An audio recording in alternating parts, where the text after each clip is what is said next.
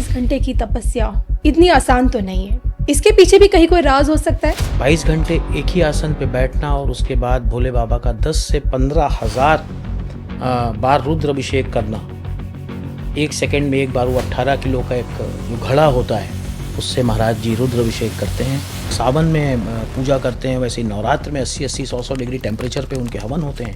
पूज्य महाराज जी की चर्चा इस कारण से नहीं है कि अंबानी उनको मानते हैं या दुनिया की सबसे रईस महिला एप्पल की मालकिन को उन्होंने हिंदू सनातनी बना दिया, उनको अपनी बेटी बना के कमला नाम दे दिया। जापानी लोग आपके यहाँ आ रहे हैं संन्यास धारण करने, सब आ रहे हैं। महाराज जी का नाम इसलिए कि अगर वो अंबानी से भी मिलते हैं ना तो वो एक आम आदमी से भी उसी प्रेम और स्नेह से मिलते हैं। क्या देश में तो इतने प्रधानमंत्री हुए, मोदी जी क्या उन्हें थोड़े से अलग कभी लग गए हैं? महाराज जी इस बार अपना पूरा 1 महीना राष्ट्र कल्याण के लिए दे रहे हैं। उनकी पूरी इस 1 महीने की जो साधना है वो 22-22 घंटे का जो कठोर तप है जो किसी के बस का नहीं। रामभद्राचार्य जी हैं, स्वामी महाराज जी हैं, चिदानंद स्वामी जी हैं, तमाम अन्य जितने संतों का आपने नाम लिया ना, अगर राहुल गांधी जाएंगे तो मुझे लगता है ये सब उनको उतना ही स्नेह देंगे। ऐसा क्योंकि तो इन राहुल गांधी जी के लिए इनके कपाट बंद है, क्योंकि कहा जा रहा है कि संत समाज 2 धड़ों में बट चुका है। शंकराचार्य, आचार्य महामंडलेश्वर, जगत गुरु ये राजनीति में नहीं आए। गोरख पीठाधीश्वर है, सन्यासी है, तो फिर राजनीति में इनका क्या काम?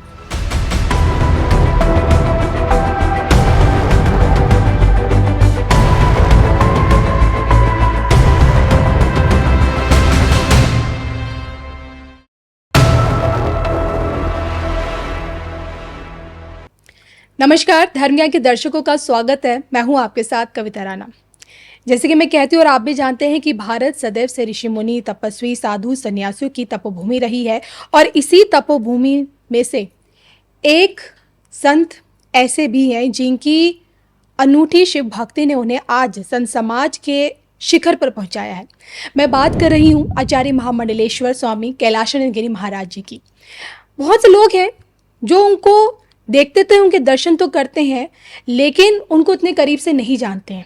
लेकिन जब बात सुनने में आती है कि वो पूरे सावन 1 महीना बिना कुछ अन्न या जल ग्रहण किए 22 घंटे एक ही आसन में साधना करते हैं, शिव की साधना करते हैं, और आज जो कि उनका आश्रम पूरे हरिद्वार में शिव भक्तों का मेला वहाँ पे लगता है, और उनके पीछे की इस क्यों कहा जाता है कि नेता से अभिनेता, तमाम उद्योगपति, यहाँ तक कि देश के प्रधानमंत्री भी उनके आगे शीश झुकाते हैं, नतमस्तक होते हैं। इसके पीछे का क्या कारण है, और यही समझने के लिए कि उनको लेकर जितनी भी बातें हैं उनके पीछे का रहस्य क्या है, मेरे साथ इस पर बात करने के लिए मौजूद हैं कैलाशानंद महाराज जी के ही अंतर्राष्ट्रीय मीडिया प्रभारी शांतनु शुक्ला जी। सर, धर्म ज्ञान आपका पहले तो स्वागत करता है। नमस्कार, धन्यवाद। आपके सभी दर्शकों को मेरा प्रणाम। और आज आपने पूज्य गुरुदेव के लिए मुझे बोलने का अवसर दिया, इसलिए आपका फिर से एक बार धन्यवाद। बिल्कुल, सावन आने ही वाला है और सुनने में तो अब ये भी आ रहा है कि इस बार का सावन खास रहने वाला है, क्योंकि इस बार कैलाशानंद महाराज जी का जो आश्रम है, जिस जगह पे वो साधना करते आए पिछले 37 वर्षों से, उनका वहीं साधना का जो गढ़ है वो पूरे शिव भक्तों को इस बार अपनी ओर खींचेगा। बिल्कुल ठीक कह रहे हैं आप। इस बार का जो सावन है वो शिव भक्तों के लिए जितने भी ज्योतिर्लिंग हैं उसके बाद जो सबसे बड़ा आस्था का केंद्र होगा वो परम पूज्य गुरुदेव भगवान का आश्रम होगा, जहाँ पे आप सभी देखेंगे कि एक तपस्वी, एक साधक कैसे 22-22 घंटे बिना कुछ खाए पिए एक ही आसन पर बैठकर भोले बाबा को प्रसन्न करने में लगा रहता है, भोले बाबा की साधना में लगा रहता है। और ये कार्य सिर्फ पूज्य गुरुदेव ही कर सकते हैं। 22 घंटे एक ही आसन पे बैठना और उसके बाद भोले बाबा का 10 से 15,000 बार रुद्र अभिषेक करना। एक सेकंड में एक बार वो 18 किलो का एक जो घड़ा होता है उससे महाराज जी रुद्र अभिषेक करते हैं। ये अपने आप में एक अद्भुत चीज़ है, और इसको हम ये कह सकते हैं कि भोले बाबा ने उन्हीं को इस कार्य के लिए चुना है। पूज्य महाराज जी हमेशा कहते हैं कि मैं ये कार्य नहीं करता, भोले बाबा मुझसे ये कार्य कराते हैं। तो दुनिया में ऐसा कोई भी साधक नहीं है, कोई भी साधु नहीं है जो इस तरह की साधना करे। यानी कि देखिए, आपने तो इतने बड़े बड़े संतों के आप मीडिया प्रभारी रहे हैं, और मुझे लगता है कि आपकी बातों के अनुसार कि आज की डेट में आप सबसे बड़े साधक के रूप में सिर्फ कैलाश महाराज जी को मानते हैं। बिल्कुल आप ठीक कह रही हैं। मैं जिन जिन संतों के साथ रहा हूँ, हम्म। उन सब का आशीर्वाद मुझको है, वो सब कहीं ना कहीं बहुत महान है। लेकिन अगर मैं भोले बाबा की साधना, माई की साधना की बात करूं, तो उसमें पूज्य कैलाशानंद जी महाराज सबसे आगे हैं। वो उनकी जी। सरलता है, उनकी हम्म। महानता है जो उनको दूसरों से अलग करती है। वो भोले हैं, भोले बाबा की तरह भोले हैं, कभी किसी पे नाराज़ नहीं होते, बड़े आसानी से प्रसन्न हो जाते हैं। तो जैसे भोले बाबा हैं, उनको प्रसन्न करना आसान है, वैसे ही पूज्य कैलाशानंद गिरी जी महाराज हैं। मैं जानना चाहती हूँ कि जमुई का एक लड़का जो बिहार में जन्मा और आज इतने बड़े पद पर आचार्य महामंडलेश्वर, यानी कि महामंडलेश्वर से भी सबसे ऊपर उनको पद मिला हुआ है, और यहाँ तक पहुँचने में उनका क्या संघर्ष रहा है जो शायद हम लोग नहीं जानते, लेकिन आप थोड़ा बहुत जानते होंगे उस बारे में। 5 साल की उम्र में वो निकल गए थे, 5-6 साल की उम्र में उन्होंने संन्यास ले लिया था। और तब से वो भोले बाबा की साधना में लीन थे। बहुत संघर्ष किया पूज्य महाराज जी ने। कभी लुधियाना में रहे, कभी अयोध्या रहे, बरेली में रहे, जी। और कुछ नहीं होता था उनके पास। आज आप पूज्य कैलाशानंद जी महाराज का वैभव वो देख रही हैं, आभा मंडल देख रही हैं, लेकिन उस समय महाराज जी के पास कुछ नहीं होता। लेकिन तब भी वो शिव भक्ति में उसी तरीके से लीन रहते थे, तब भी वो माई की सेवा में उसी तरीके से लीन रहते थे, और बड़ा संघर्ष करके वो आज इस मुकाम तक पहुंचे हैं कि आपने बिल्कुल ठीक कहा, एक छोटे से गांव से निकला एक संत जी। जिसके मन में सिर्फ और सिर्फ भोले बाबा और माई दिखते हैं, और दिखता है देश का कल्याण, और दिखता है भारत का, विश्व का कल्याण। वो संत बचपन से ही ये देखने लगा था कि हाँ, आगे चल के मुझे पूरे विश्व को दिखाना है, पूरे विश्व को मुझे शंकरमय बनाना है। तो पूज्य महाराज जी आज वो कर रहे हैं। बिल्कुल सही आपने कहा कि आज वो आचार्य महामंडलेश्वर, जो कि सबसे बड़ा पद है, उस पद पर आसीन हैं। और हम सब ने देखा कि पूज्य महाराज जी के आचार्य महामंडलेश्वर बनने के बाद आज सब चर्चा होने लगी कि आचार्य महामंडलेश्वर भी, नहीं तो पहले शंकराचार्य भगवान और इन सब का था। आज पूज्य महाराज जी के उस पद पे आसीन होने के बाद से आचार्य महामंडलेश्वर का पद आप भी जान रही हैं आज क्या है। देखिए, मुझे आप ये समझाइए ना, वो इतने बड़े महादेव के परम भक्त हैं, लेकिन उनका जो आश्रम है वो सिद्धपीठ श्री दक्षिण काली मंदिर ही क्यों, यहाँ उन्होंने अपना ठिकाना क्यों बनाया? चाहते तो महादेव के नाम पर अपना आश्रम रखते। माई के भी बहुत बड़े भक्त हैं। दक्षिण काली सिद्धिपीठ जो हमारा मंदिर है वो सिद्धि मंदिर है। सुना है वो देश में चमत्कारों का वो है, गढ़ है। महाराज जी जैसे बोले सावन में पूजा करते हैं, वैसे ही नवरात्र में 80-80, 100-100 डिग्री टेम्परेचर पे उनके हवन होते हैं। आश्चर्यजनक, देश के बड़े बड़े लोग उस हवन में बैठते हैं। तो दक्षिण काली मंदिर कोई बनाया हुआ मंदिर नहीं है, कोई माता वहाँ आई नहीं, वो सालों से हैं वहाँ। जो अग्नि वो जलती है वो सालों से चली आ रही है, हजारों सालों से चली आ रही है, कभी बुझी नहीं है। तो वहाँ पे भोले बाबा भी विराजमान हैं और माई भी विराजमान है, और पूज्य महाराज जी दोनों की सेवा में उन्होंने अपना जीवन लगा दिया है। और इसी आश्रम से सावन की शुरुआत से ही रोज लाइव टेलीकास्ट होता है और पूरी दुनिया देखती है कि किस तरह महाराज जी 22-22 घंटे बैठकर वहाँ पे साधना करते हैं। लेकिन समझना चाहती हूँ, 22 घंटे की तपस्या इतनी आसान तो नहीं है, इसके पीछे भी कहीं कोई राज हो सकता है। आज के युग में ना हम लोग मोबाइल को 2 मिनट नहीं देख सकते, कंसंट्रेट नहीं कर सकते, हमारा कंसंट्रेशन बिगड़ेगा। जी। अगर हमको 10 मिनट बैठा दिया जाए तो हम नहीं बैठ पाएंगे। वहाँ पे महाराज जी उसकी एक प्रिपरेशन करते हैं। जैसे पिछले 5 दिन, मैं कल पूज्य महाराज जी के साथ था, तो उन्होंने मुझे बताया कि मैंने वो प्रिपरेशन शुरू कर दी है। तो अब वो खाना बिल्कुल बंद था कर दिए हैं, थोड़ा ही आधी रोटी खाएंगे, 1 रोटी खाएंगे। जैसे कल पूरे दिन उन्होंने सिर्फ 1 रोटी या 1 आम खाया, जी। तो पानी पीना कम कर दिया है उन्होंने। तो अब वो इसकी प्रिपरेशन में लग जाते हैं 10 दिन पहले से। तो और धीरे धीरे धीरे धीरे फिर अपने आप को उसमें ढाल लेते हैं। लेकिन इन सब के बाद भी उनसे ये जो साधना है वो भोले बाबा ही कराते हैं। और मेरे को तो साक्षात भोले बाबा दिखते हैं पूज्य कैलाशानंद गिरी जी महाराज में। उनके यही साधना बड़ी निराली देखी गई है। कहा जाता है, सुनने में तो ये भी आया है कि जो सावन की जो पूजा होती है 10-10 करोड़ रुपए की लागत से होती है। क्या सच में इन बातों में कुछ सत्यता है? पूजा आपने सामग्री इतनी महंगी, करोड़ों में? आपने बिल्कुल सही कहा। हम जब अपने घर की पूजा सामग्री लेने जाते हैं तो शायद हम जो सबसे घी जब लेने जाते हैं तो वो जो घी होता है पूजा वाला दुकान में, वो शायद सब बहुत सस्ता होता है। जी। हम ये भूल जाते हैं कि हम जिसको प्रसन्न करने जा रहे हैं, हमें जिससे सब चीज़ मांगने जा रहे हैं, जिससे हम कह रहे हैं हमारे दुख को हर लो, उसको हम सबसे सस्ती चीज़ चढ़ा रहे हैं। महाराज जी जो पूरा साल भर दान दक्षिणा महाराज जी को मिलती है, उसमें उनका जीवन पूरा दान दक्षिणा से ही चलता है।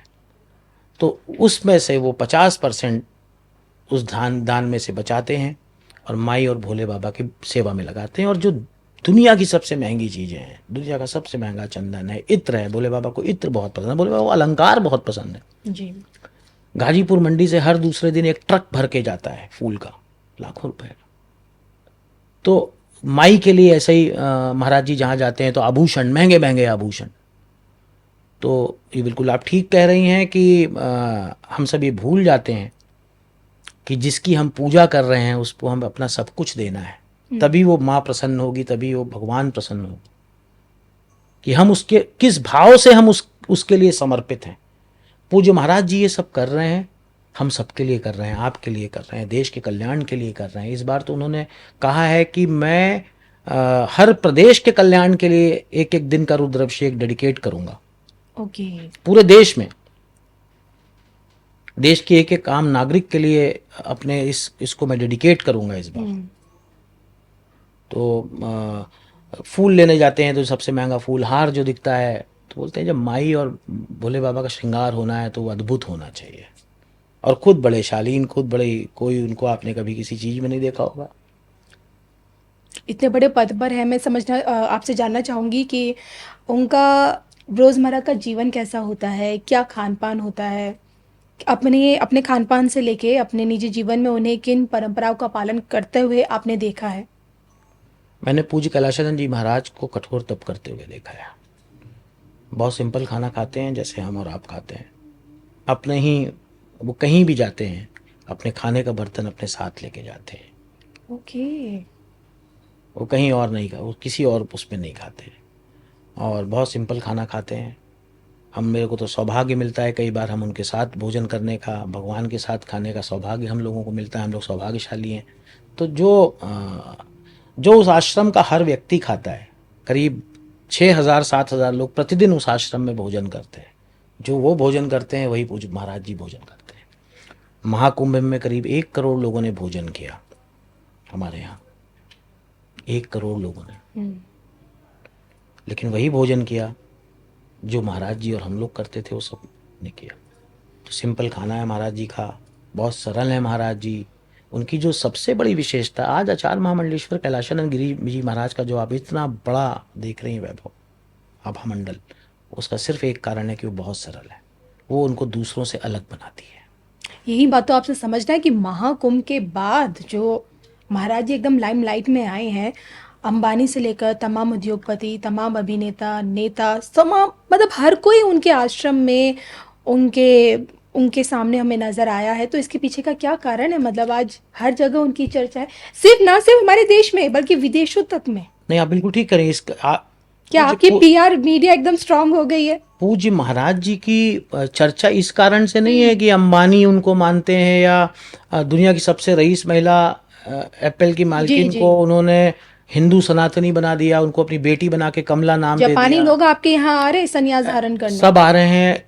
महाराज जी का नाम इसलिए कि अगर वो अंबानी से भी मिलते हैं ना, तो वो एक आम आदमी से भी उसी प्रेम और स्नेह से मिलते हैं। तो अंबानी तो शायद बहुत कम लोगों, अंबानी जी को तो आप फोटो में देखते हैं, आप उनको पहचानते हैं, लेकिन ऐसे हजारों लाखों लोग महाराज जी का आशीर्वाद लेते हैं जिनको हम नहीं पहचानते हैं।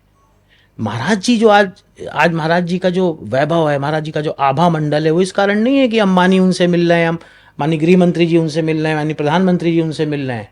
उनका आभा मंडल इसलिए है कि जिस तरह से वो इन लोगों से मिलते हैं, वैसे ही वो एक गरीब आदमी से या एक सबसे वो एक ही प्रकार से मिलते हैं और बहुत सरल है। कोई भी उनका आशीर्वाद ले सकता है। और उनमें जैसे आपने कहा, अंबानी परिवार तो बहुत धार्मिक परिवार है।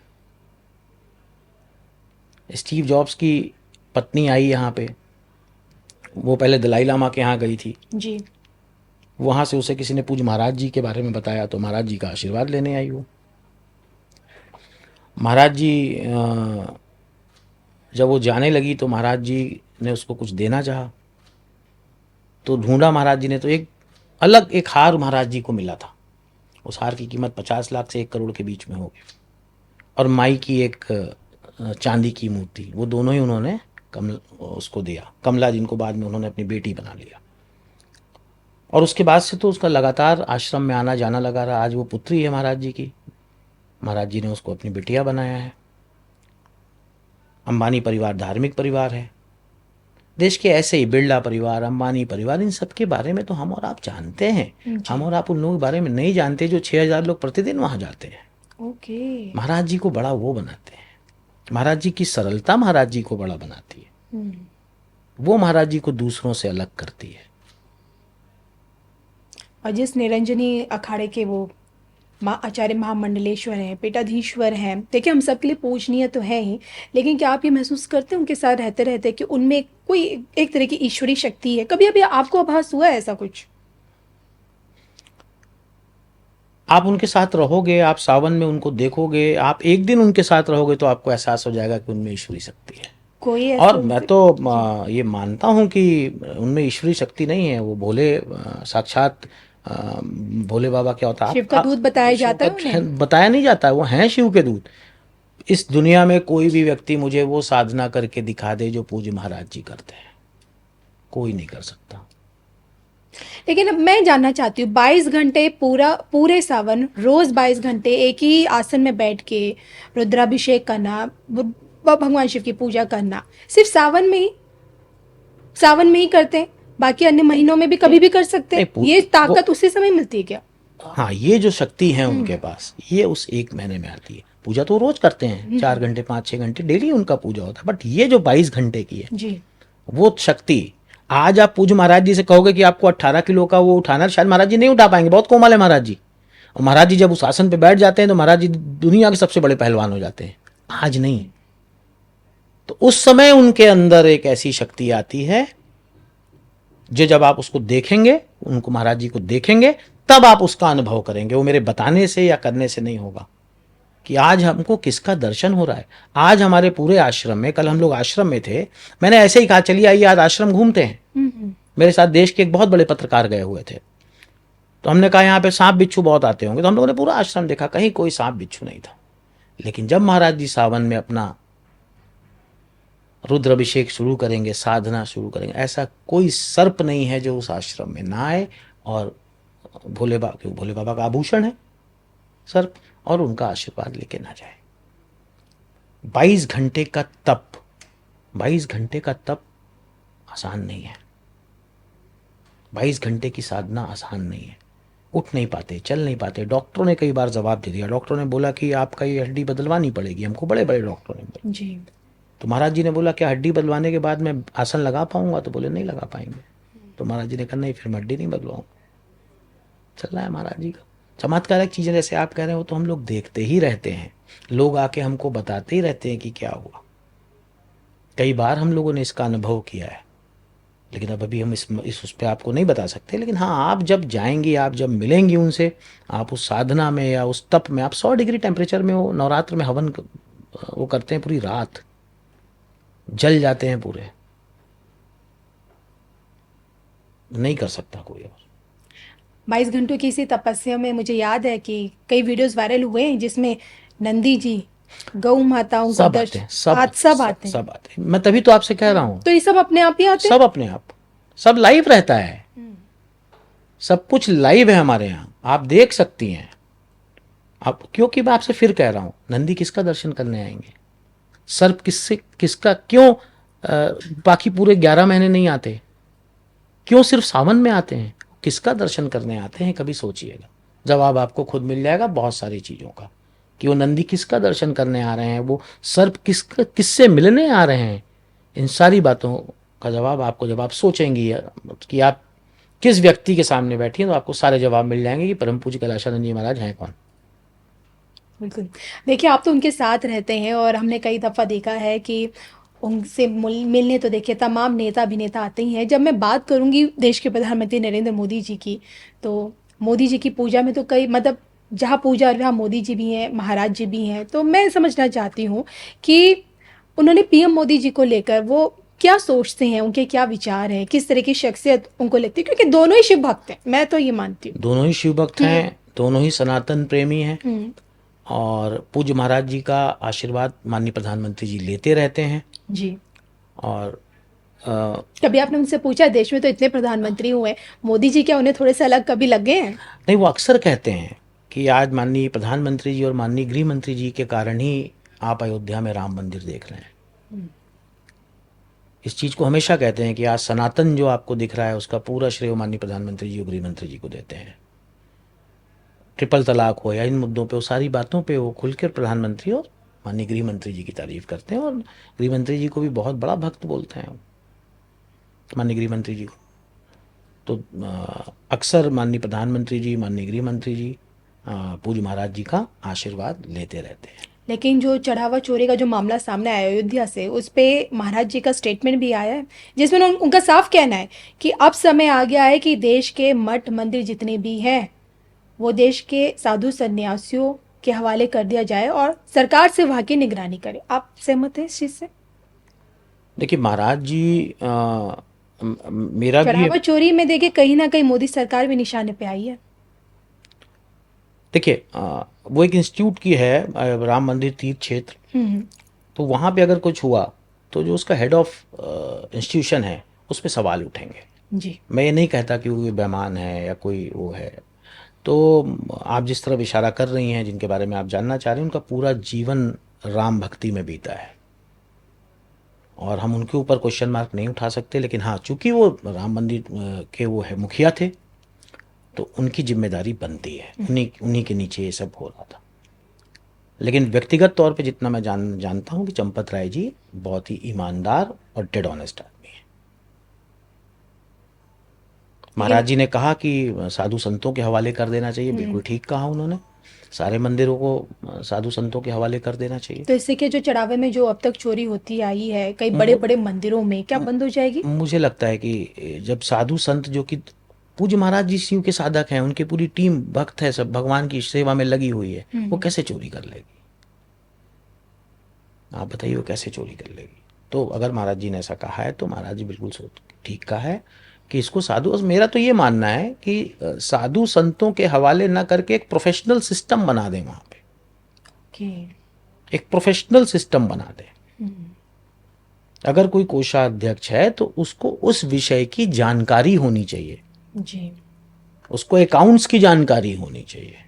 कोई सीईओ है तो मेरा ये मानना है कि इतने बड़े उसका जब आप कोई बना रहे हो तो उसको जिनको उन विषयों का अनुभव हो उनको आप उस जगह पे बैठा लो, नहीं तो ऐसी घटनाएं होती रहेंगी।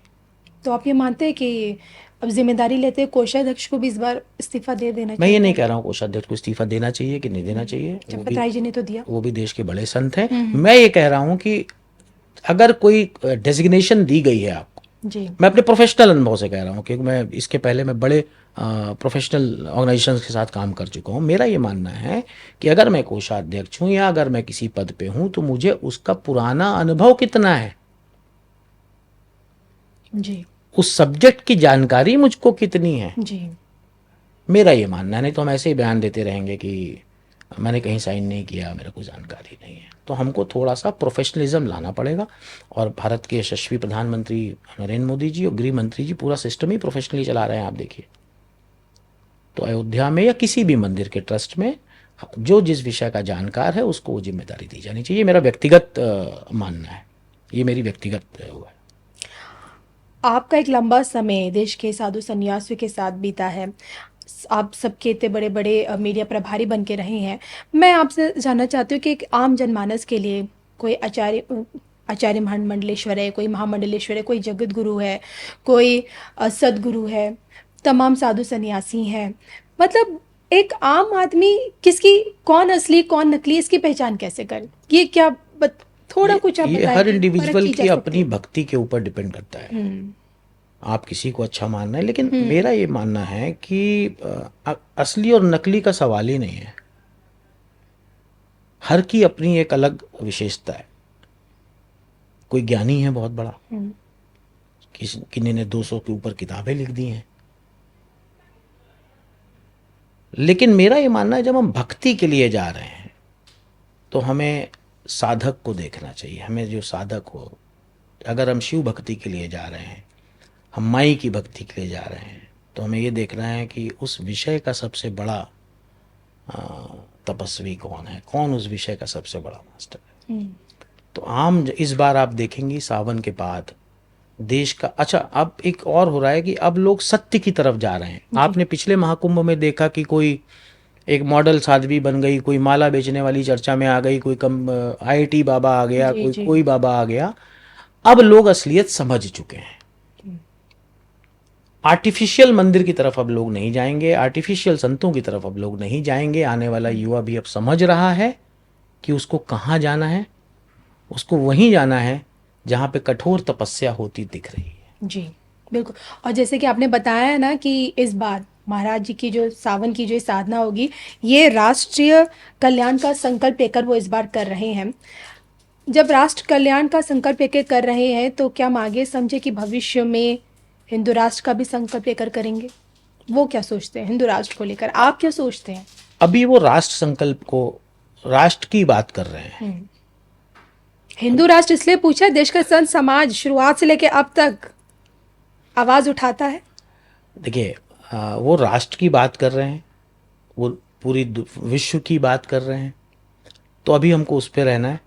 और आप बिल्कुल ठीक कह रहे हैं, पूरा संत समाज हिंदू राष्ट्र की मांग करता है, करनी भी चाहिए। लेकिन इस बार का उनका जो संकल्प है वो राष्ट्र समाज के लिए, राष्ट्र के हित के लिए, देश के हित के लिए है। क्योंकि काफ़ी सारी चीज़ें आप देख रही हैं, वो सब चीज़ें ठीक कैसे होंगी, ये पूज्य कैलाशानंद जी महाराज इस पर बहुत गहन चिंतन कर रहे हैं। चाहे छात्रों का मुद्दा हो या कोई भी और चीज़ें हो, राम मंदिर, तो बड़ा अंदर से वो दुखी हैं इन चीज़ों से। और उनको ये लगता है कि अगर मैं इस पे मैं इसकी साधना करूँगा तो देश माननीय प्रधानमंत्री जी और गृह मंत्री जी के नेतृत्व में एक बार फिर से ये सारी चीज़ें खत्म होंगी और फिर से सनातन का राज होगा। ये सनातन विरोधी लोग इन चीज़ों में लगे हुए हैं, जो आप सारी चीज़ें देख रही हैं। देखिए एक दौर वो भी था जब हमने देखा था कि गौ रक्षा के लिए करपात्री महाराज इंदिरा गांधी जी के टाइम पे सड़क पर उतरे थे संसद तक मार्च करने के लिए। उस आंदोलन के बाद आज जो सबसे बड़ा आंदोलन इस वक्त चल रहा है, छात्रों का आंदोलन, आप भी जानते हैं, जो नीट पेपर लीक को लेकर सरकार घिरी हुई है। क्या आपको नहीं लगता कि इस आंदोलन में देश का संत समाज भी खड़ा होना चाहिए? नहीं, पूज्य महाराज जी ने कल एक स्टेटमेंट दिया है कि और आज माननीय प्रधानमंत्री जी का स्टेटमेंट आया है कि छात्रों के साथ कोई खिलवाड़ नहीं होगा। आप देखिए ना, ये जो लोग आंदोलन कर रहे हैं वो कौन है, उसको एक बार आप लोग देखिए। वहाँ पे आप लोग तो पत्रकार हैं, आप लोग गए होंगे, आप लोग देखे होंगे किन लोग उनको पीछे से वो कर रहे हैं। क्या उनका सही में ये मानना है कि ये बिल्कुल नकल, स्ट्रॉन्ग से स्ट्रॉन्ग कानून बनना चाहिए इसके लिए, जैसे चाइना में कानून है, जैसे US में कानून है कि नकल माफिया अगर पकड़ा जाएगा, पेपर लीक करने वाला पकड़ा जाएगा, उसकी प्रॉपर्टी सीज हो जाएगी, उसकी नेशनलिटी चली जाएगी और आजीवन कारावास हो जाएगा। हमको इन विषयों पे बात करनी चाहिए। और मेरा मानना है कि इन विषयों को प्रधानमंत्री जी, गृह मंत्री जी इस विषयों पे सोच रहे हैं और आप बहुत जल्दी इस पे कोई कठोर से कठोर कानून देखेंगी। बहुत जल्दी हर चीज का रास्ता बातचीत से निकाला जा सकता है। जो छात्रों के साथ हो रहा है बहुत गलत हो रहा है, बिल्कुल नहीं होना चाहिए। ये कहीं ना कहीं फेलियर है, लेकिन ये फेलियर आज से नहीं है, ये फेलियर पहले से चला आ रहा है। हमारे देश में कानून कितना सख्त है, इस पे देखिए आप। जी। क्यों नहीं हम ऐसा कानून बना देते कि किसी की हिम्मत ना हो ये करने की। इसमें महाराज जी का क्या रुख है? महाराज जी ने बिल्कुल कल स्टेटमेंट दिया है कि प्रधानमंत्री और गृह मंत्री जी से जाके बात करनी चाहिए इन लोगों को। और माननीय प्रधानमंत्री और गृह मंत्री जी इस विषय पे जरूर, अभी कुछ दिन पहले आपने सुना होगा कि गृह मंत्री जी ने धर्मेंद्र प्रधान जी को बुलाया था और करीब 2 घंटे बैठक हुई। आपको क्या लगता है उस बैठक में क्या बात हुई होगी? इस्तीफे की मांग की जा रही है उनके? नहीं, उस बैठक में गृह मंत्री जी ने क्या बोला होगा धर्मेंद्र प्रधान जी को? मैं तो अंदर नहीं था, लेकिन एक आम आदमी, वो 2 घंटे की बैठक में किस विषय पे चर्चा हुई होगी? इसी विषय पे चर्चा होगी। जाइए अपने काम को अच्छे से करिए, ये नहीं होना चाहिए जी। तो माननीय प्रधानमंत्री जी भी चीज़ों को समझ रहे हैं। आज उनका स्टेटमेंट भी आया है कि हमारे लिए छात्रों से बढ़कर कुछ नहीं है और बहुत जल्दी इस पे आप कोई ना कोई कठोर, नहीं, मेरी तो ये मांग है, संत समाज भी ये कह रहा है कि इस पे कठोर कानून लाया जाए। जब तक कानून नहीं आएगा इस पे कुछ नहीं होगा। नकल पकड़े नकल पेपर लीक करने की क्या सजा है अपने यहाँ? तो कानून ऐसा लाइए कि लोग ये करने से डरे। ये धरना प्रदर्शन ये सब ठीक है, इससे एक माहौल बनाया जा रहा है। जी। लेकिन हमको उन विषयों पे चर्चा करनी चाहिए कि ये रुकेगा कैसे, इसका इलाज क्या है। इसका इलाज है सिर्फ सख्त से सख्त कानून, और मुझे पूरा भरोसा है कि पूज्य महाराज जी भी यही चाह रहे हैं, वो बात भी करेंगे कि माननीय प्रधानमंत्री और गृह मंत्री जी इस पे ज़रूर आप देखेंगे जल्द से जल्द कोई ना कोई स्ट्रिक्ट कानून इस पे आएगा, और ऐसा भविष्य में नहीं होगा। बिल्कुल। देखिए, प्रयागराज का महाकुंभ तो मुझे याद है, क्योंकि मैंने भी उसे कवर किया था, और महाराज जी के वहाँ पे जो आश्रम में जो हमने चीज़ें देखी, रथ यात्रा, तमाम चीज़ें, साधु सन्यासी, और अब जो कुंभ आ रहा है, तो आप लोगों की क्या तैयारी है? भोले बाबा की तैयारी है, हम्म। हम लोग की क्या तैयारी है। जो भोले बाबा चाहते हैं वही होता है। कुछ विशेष इस बार महाराज जी ने सोचा हुआ है? महाराज जी सोच कर कोई काम नहीं, महाराज जी तो राष्ट्र कल्याण उन्होंने बोल ही दिया है इस बार की। अगर वो साधना इसके लिए कर रहे हैं तो मुझे लगता है कुंभ में भी वो इसी बात पे बात करेंगे कि देश कैसे, मध्य प्रदेश कैसे आगे बढ़े, उत्तर प्रदेश कैसे, वो पूरे देश की बात करेंगे। और इस बार आप देखेंगे कि प्रयागराज तो खैर महाकुंभ था और प्रयागराज में बहुत बड़ी जगह है, लेकिन उज्जैन का कुंभ भी आप देखेंगी कि महाराज जी की साधना, आपको यहाँ बैठे भी उसका इम्पैक्ट दिखेगा। महाराज जी इस बार अपना पूरा 1 महीना राष्ट्र कल्याण के लिए दे रहे हैं। उनकी पूरी इस 1 महीने की जो साधना है, वो 22-22 घंटे का जो कठोर तप है, जो किसी के बस का नहीं है। और महाराज जी कोई कमरे में नहीं करते, महाराज जी सबके सामने करते हैं जी। वो देश के लिए है, वो राष्ट्र के कल्याण के लिए है, वो छात्रों के लिए है, वो आपके लिए है, वो हमारे लिए है, वो समाज के हर वर्ग के लिए है। कहते हैं ना कि अ मैन जज बाय हिज कंपनी। तो आप जैसे रहेंगे, जिसकी संगति में रहेंगे, वैसा प्रभाव आप पर पड़ेगा। अब देखिए, आप महाराज जी की संगति में रहते हैं, वैसा प्रभाव आप पर है। इसलिए मैं आपके सामने कुछ नाम लूंगी और आपको बताना पड़ेगा कि देश हित में किसने सबसे ज़्यादा काम किया, या आप क्या सोचते हैं कि उस इंसान ने धर्म को लेकर कितना काम किया है। ठीक है, अगर मैं सबसे पहले नाम लेना चाहूँ राहुल गांधी जी का, आपको क्या लगता है? धर्म को लेकर, हमारे देश में सनातन को लेकर, धर्म को लेकर उनका क्या योगदान आपने अब तक देखा है, कितना काम किया उन्होंने? अभी तक तो मुझे ऐसा कोई काम दिखा नहीं है। वो जाते हैं, वो विजिट करके आते हैं, लेकिन अभी तक अगर आप धर्म की बात कर रही हैं तो भविष्य में वो क्या करेंगे मैं जानता नहीं, लेकिन हाँ अभी तक तो मुझे ऐसा कुछ दिखता नहीं कि उनका धर्म में कोई इंटरेस्ट भी है। हाँ, वो भोले बाबा का दर्शन करने जाते हैं, शिव भक्त हैं, वो अच्छी बात है, सबको होना चाहिए, सबका दर्शन करना चाहिए। लेकिन मैंने कभी राहुल गांधी जी को किसी संत के पास जाते नहीं देखा। ऐसा नहीं है कि पूज्य महाराज जी के पास राहुल गांधी आएंगे तो महाराज जी बात नहीं करेंगे। कभी आए नहीं ना वो? नहीं, कभी नहीं आए, ना कभी आए, ना कभी आशीर्वाद। पूज्य महाराज जी की बात छोड़, नहीं कभी आपने सोचा क्यों मैं नहीं? जगत गुरु रामभद्राचार्य जी की बात, मैं जिन जिन संतों के साथ रहा हूँ कभी नहीं गए। मैं आपसे जानना चाहती हूँ, देखिए तमाम बीजेपी नेता, कुछ कांग्रेसी नेता भी हमें नजर आते हैं, महाराज जी से भी मिलते हैं, लेकिन कांग्रेस में से मैं जानना चाहती हूँ राहुल गांधी जी कभी किसी के साथ नजर क्यों नहीं आते? बहुत सारे नाम है, देखिए रामभद्राचार्य जी हैं, महाराज जी हैं, चिदानंद स्वामी जी हैं, तमाम अन्य जितने संतों का आपने नाम लिया ना, अगर राहुल गांधी जाएंगे तो मुझे लगता है ये सब उनको उतना ही स्नेह देंगे।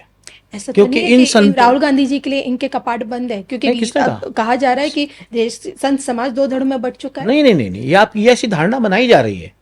आप बताइए ना, कब राहुल गांधी जी ने चिदानंद जी से या पूज्य कैलाशानंद जी से, जगत गुरु रामभद्राचार्य जी से समय मांगा और उनको समय ना मिला?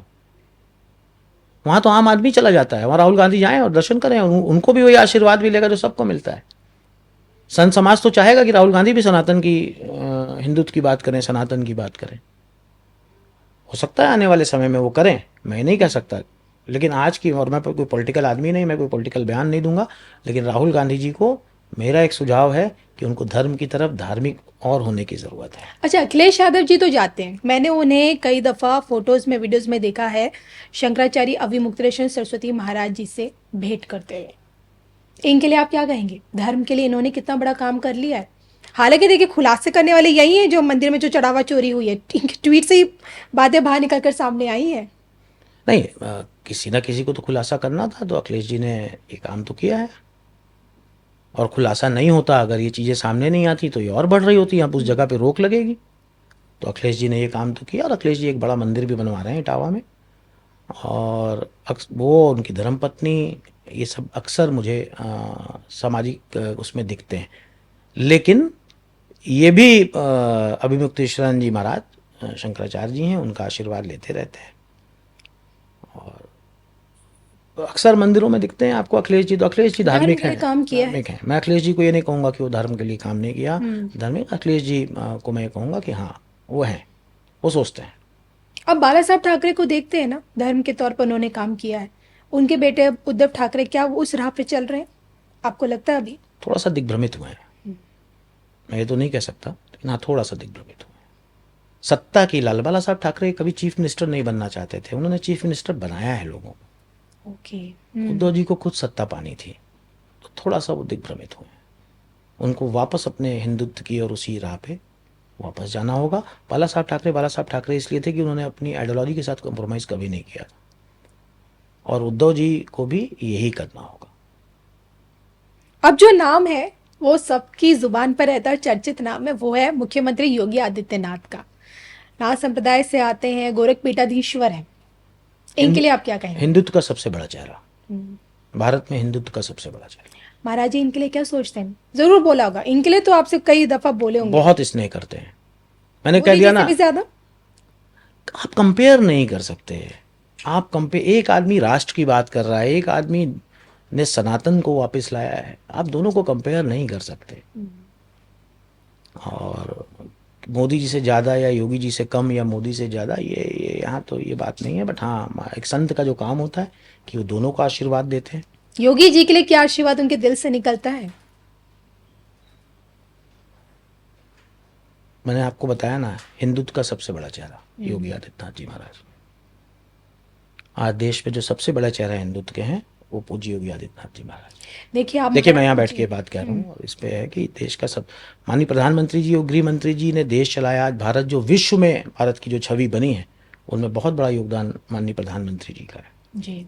तो इन तीनों का ना, कौन किससे बड़ा, कौन किससे, वो कंपैरिजन नहीं है। कंपैरिजन आप कर ही नहीं सकते। सब ने अपने अपने ये ये सब आदमी को यहाँ पे अपना अपना एक्टिंग, अपना अपना काम मिला, उसने उस रोल को निभाया है। वो चाहे माननीय प्रधानमंत्री जी रहे हो, माननीय गृह मंत्री जी रहे हो, योगी आदित्यनाथ जी रहे हो, तो सब ने अपने अपने काम को बहुत अच्छे तरीके से किया है। और यही महाराज जी का इन सबको आशीर्वाद रहता है। पूज्य महाराज जी संत समाज से हैं, योगी आदित्यनाथ जी, उनको विशेष स्नेह करते हैं परम पूज्य कैलाशानंद गिरी जी महाराज। और उनका इस मानना है कि उत्तर प्रदेश जो आज विकास की राह पे लौटा है, उत्तर प्रदेश में आज जो क्राइम कम हुआ है, उत्तर प्रदेश में जो आज हम सब एक अमन चैन की ज़िंदगी जी रहे हैं, वो पूज्य योगी आदित्यनाथ जी महाराज का बहुत बड़ा हाथ है उसमें। देखिए, कई दफा योगी आदित्यनाथ जी के मुख्यमंत्री पद पर सवाल उठते हैं। विरोधी कहते हैं कि गोरखपीठाधीश्वर है, सन्यासी है, तो फिर राजनीति में इनका क्या काम? हर काम करने वाले व्यक्ति के ऊपर सवाल उठते हैं। काम ही नहीं करोगे तो सवाल क्यों? साधु सन्यासी का राजनीति में ये कहाँ उतरना लिखा है उचित कि साधु सन्यासी राजनीति में नहीं उतर सकते? कल को हम फिर महाराज जी को भी क्या कैबिनेट नहीं, में महाराज जी ने बिल्कुल अपना महाराज जी आचार महामंडलेश्वर हैं। महाराज जी शंकराचार्य, आचार महामंडलेश्वर, जगत गुरु, ये राजनीति में नहीं आएंगे। और पूज्य योगी आदित्य जी महाराज ना, शुरू से ही उनकी पीठ का आप इतिहास उठा के देख लीजिए। उनके गुरु एमपी थे उनके, तो वो उस पीठ का वो इतिहास रहा है। और अच्छी बात है ना, एक भगवा पहन के आदमी आया और उसने हिंदुत्व की आज सबसे बड़ा चेहरा बन गया है, तो ये तो अच्छी बात है हम सबके लिए। आपकी तो उनसे मुलाकात हुई होगी? मेरी मुलाकात है पूज्य महाराज जी से।